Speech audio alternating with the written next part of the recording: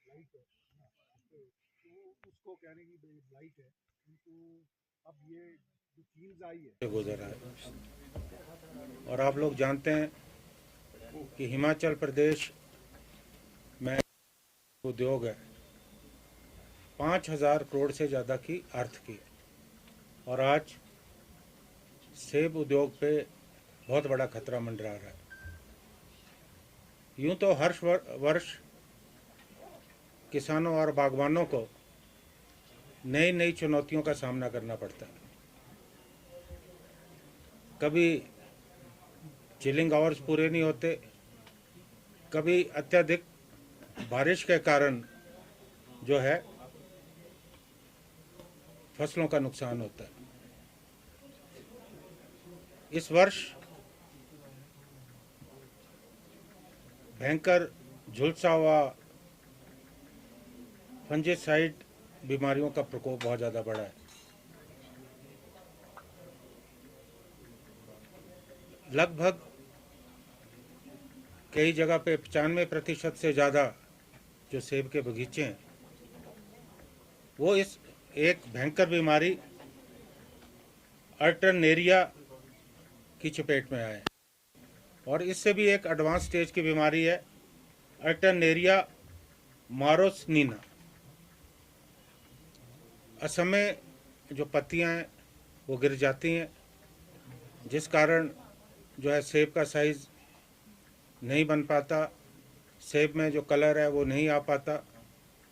और ये खाली इस साल का नुकसान नहीं, अगर असमय पतझड़ आता है तो दूसरे वर्ष अगले वर्ष भी जो है इसका प्रकोप जो है बगीचों में नज़र आता है और फसल जो है नहीं हो पाती। हमारे जो किसान और बागवान हैं बहुत चिंतित है, परेशान है, क्योंकि लोगों की आर्थिकी का आधार सेब है।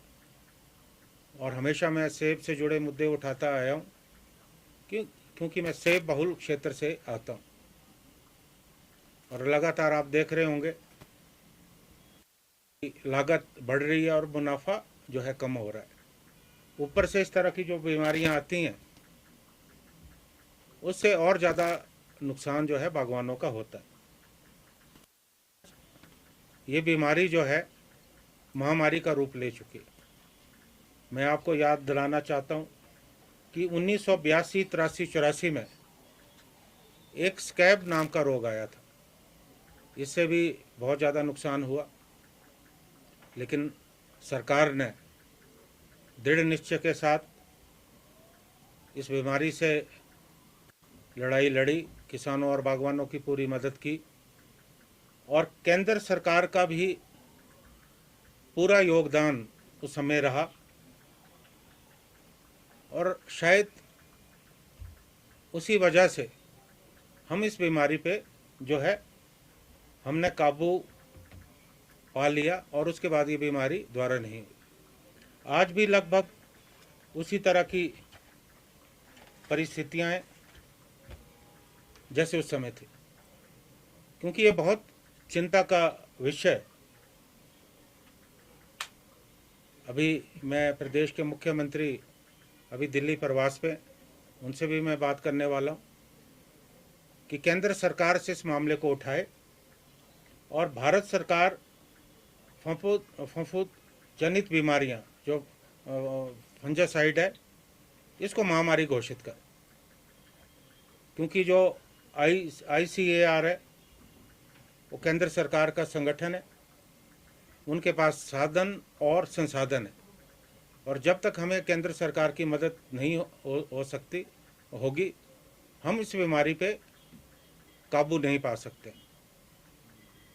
और आपने देखा कि अब सीज़न की शुरुआत हो रही है, लेकिन इस बीमारी के कारण, क्योंकि ये बहुत तेज़ी से बढ़ती है, हालांकि हमारे जो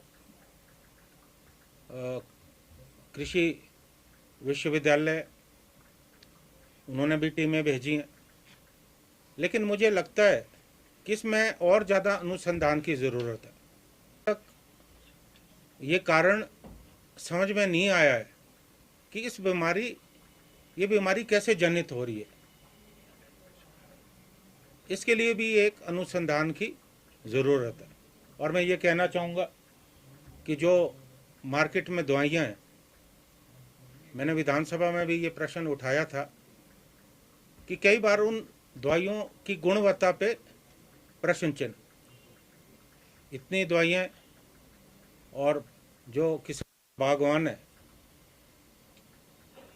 उन्हें जो है ज़्यादा जानकारी देने की ज़रूरत है, क्योंकि जानकारी के अभाव में कई बार मार्केट में ऐसी दवाइयाँ आती हैं जिनका बहुत प्रचार और प्रसार होता है, लेकिन वो दवाइयाँ जो है असरदार साबित नहीं होती हैं।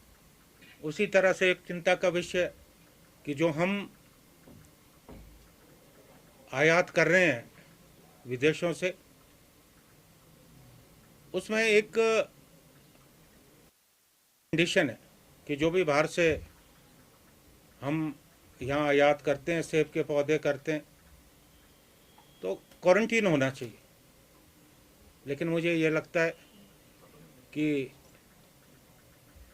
इस नियम का कड़ाई से पालन नहीं हो रहा है, और विदेशों से जो आयात हो रहा है कहीं ना कहीं उस पर भी उंगली उठ रही है।